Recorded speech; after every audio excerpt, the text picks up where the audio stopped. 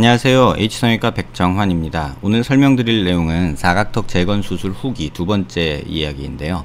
앞선 포스팅에서는 조금 더 턱을 크게 만든 경우에 대해서 설명을 드렸고, 오늘 설명드릴 내용은 턱을 조금 작게 만든 경우에 대해서 설명드리고자 합니다. 사각턱 재건을 계획할 때 사각턱의 크기를 어느 정도로 만드느냐, 대부분은 수술 전의 모습과 현재 수술 후의 모습 중간 어디쯤을 택하게 되는데요.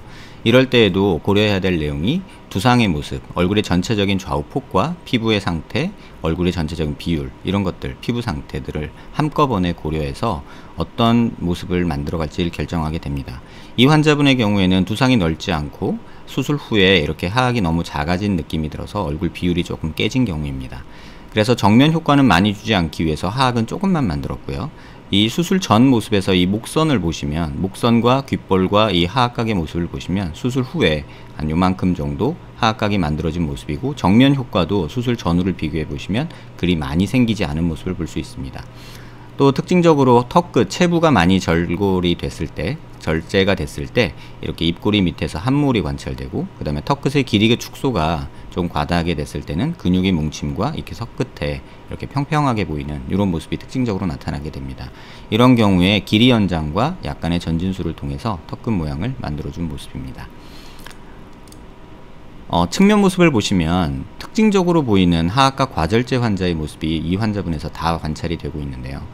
첫 번째로 보이는 것은 이렇게 하악각이 소실되면서 이렇게 함몰이 이 부분에서 관찰이 되고요. 그 다음에 이 부분 최부 쪽에서는 약간의 볼처짐 같은 늘어짐이 관찰되고, 그 다음에 입꼬리 근처에서는 이렇게 함몰된 이런 모습이 관찰이 됩니다. 또 턱끝이 과다하게 줄어들었을 때는 근육이 뭉치면서 앞에 볼록한 라인이 생기게 되고요.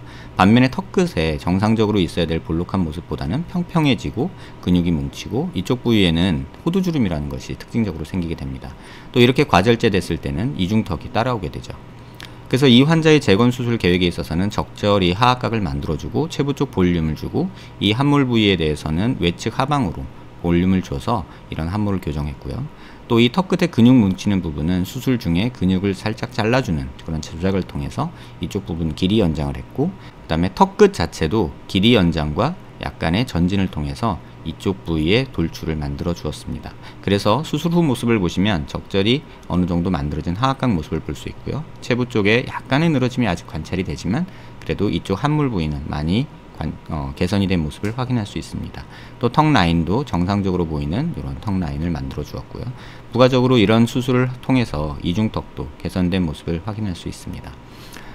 이 부분에서 특징적으로 보이는 이런 S자 라인의 울퉁불퉁함을 환자분께 이전 포스팅에서도 설명을 드렸는데요.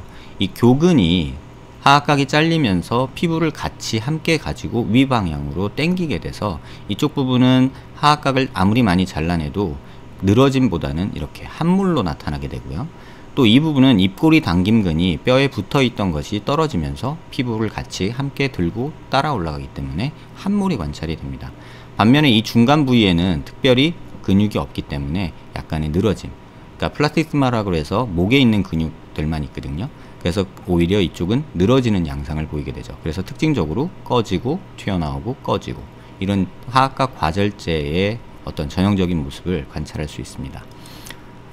좌사면 모습을 보시면 특징적으로 보이던 모습이 조금 더 과장돼 보이는데요. 저게 하악각이 없어서 개턱 느낌이 나고, 이쪽은 볼처짐이 관찰이 되고, 이쪽은 함몰이 관찰되고, 근육이 뭉치면서 이쪽에 볼록한 모습이 관찰이 되고, 이쪽은 평평해지면서 호두주름이 만들어지는 그런 모습을 보이고 있습니다.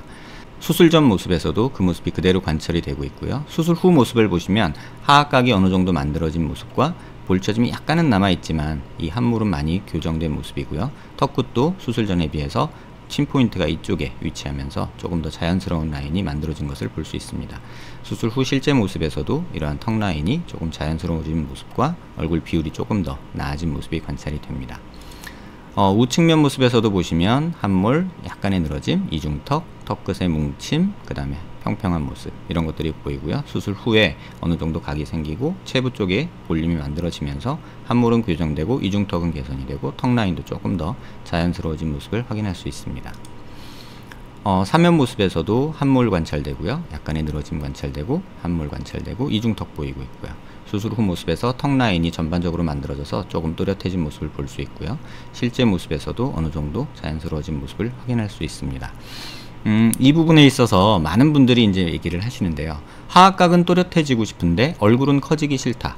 사실 이건 두 마리 토끼를 다 잡겠다는 의미인데요. 사실 현실적으로는 그 두 가지를 다 얻기는 힘듭니다. 하악각이 많이 잘리면 잘릴수록 정면 효과는 어느 정도 보는 것은 맞고요.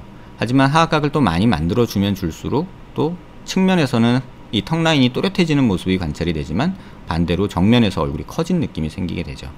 그래서 많은 상담을 하면서 환자분들이 원하는 이 두 가지를 얻기 위해서 사실은 많은 노력을 하지만 현실적으로는 그 두 가지는 서로 양면성이 있는 이중성이 존재하는 부분이기 때문에 수술 전 모습과 수술 후 많이 삭제된 모습 그 중간 어디쯤에서 어느 쪽으로 무게를 두느냐, 얼굴이 커지는 게 정말 싫다 하면 옆 라인은 어느 정도는 포기를 해야 되고요.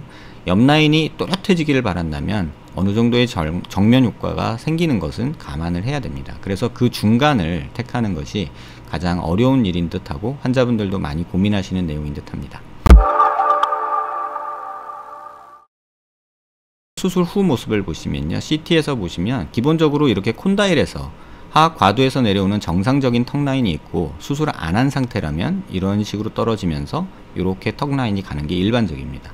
그래서 실제 재건 수술에서도 이런 정상적인 턱 라인을 만들기 위해서 여자의 경우는 이 턱 라인을 넘지 않게 대부분 만들게 되고요. 그렇다 하더라도 삭제된 양에 비해서 이 외측으로 어느 정도 볼륨이 생기게 됩니다. 지금 수술 후 모습도 보시면 이 콘다일 라인에서 거의 일자로 떨어지는 모습을 볼 수 있고요.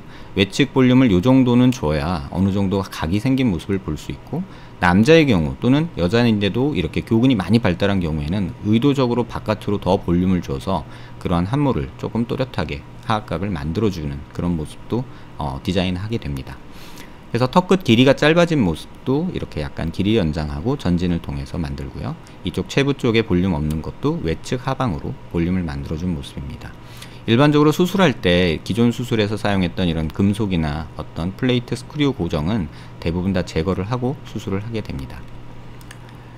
왼쪽 측면에서 보시면 하악각 이렇게 만들어진 모습이고요. 그 다음에 턱끝 전진되고 약간 길이가 늘어난 모습 볼 수 있고, 이 체부 쪽에 외측 하방으로 볼륨 만들어진 모습도 확인할 수 있습니다. 반대쪽에서 마찬가지로 이렇게 하악각 만들어진 모습이 보이고요. 체부 쪽 볼륨, 턱끝 모습 이렇게 확인할 수 있습니다. 사면에서도 어느 정도 외측으로 볼륨이 만들어진 모습 확인할 수 있고요. 그 다음에 체부, 그 다음에 턱끝도 전진되고 길이가 약간 늘어난 그런 느낌 확인할 수 있습니다. 고개를 든 모습에서 보시면 약간의 비대칭이 존재하기 때문에 이쪽 부위에 볼륨을 조금 더 주고 이쪽은 조금 덜 주는 그런 식으로 비대칭도 어느 정도 고려를 해서 수술을 진행을 하였고요. 고개를 숙인 모습에서 보면 이쪽 함몰이 관찰되던 양쪽 입가 쪽에 외측 하방으로 볼륨을 줘서 이런 식으로 만들어진 모습 확인할 수 있습니다.